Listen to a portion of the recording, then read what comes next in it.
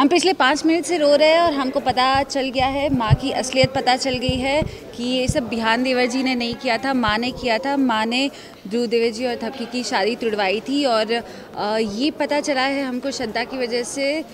माँ कन्फेस कर रही होती है भगवान के सामने और स्पीकर पे हम सबको सुनाई देता है माँ की असलियत। And we are very emotional क्योंकि ध्रुव देवर जी माँ को अपनी माँ मानने से मानता है, मतलब भगवान की तरह मानता है। तो पर भगवान ही जब कुछ गलत कर दे तो इंसान अंदर से बिल्कुल दुखी हो जाता है, पसज जाता है।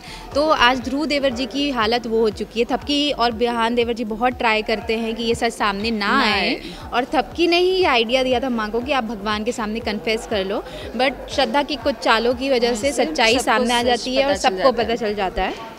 और माँ एकदम टूटी हुई है, ध्रुव देवर जी एकदम टूटे, एवरीबडी इज एकदम कि क्योंकि वसुंधरा जी इज लाइक वो सबके लिए एक आइडियल है, वो कैसे कुछ कर सकती है। हाँ, तो घर पे सब लोग शॉक्ड है एंड हम लोग बहुत ही इमोशनल हो गए। हम नहीं देख सकते हैं कि माँ ऐसे रो रही है, हमारा घर टूट रहा है, हम नहीं देख सकते। और एक माँ बेटी का रिश्ता इस तरह से बिखर रहा है, वो जो खिलौना, ये सब चीज़ें जो भी यादें थी वो सब बिल्कुल टूट गई है, बिखर गई है, जिससे हम लोग बहुत ही ज़्यादा पेनफुल है। इसलिए आज बड़की और छुटकी के आंखों में भी आंसू आ गए। श्रद्धा की चाल की सामान लेने के लिए, वो श्रद्धा की चाल की वजह से कुछ माइक्रो स्पीकर रख देती है, तो वो स्पीकर पे आवाज़ आने लगती है, तो वो अचानक से सुनता है कि अरे माँ अब तो सच बोल देगी, तो फिर वो भाग के जोर से भाग के वो अंदर जाते हैं, माँ को रोकने के लिए जाते हैं, बट तब तक सच सुन लिया, सामने आ जाता है। हम अभी तो यही ट्राई करेंगे कि हमारे घर पे ये जो माहौल बन रहा है वो ना बने, माँ रिश्ते का,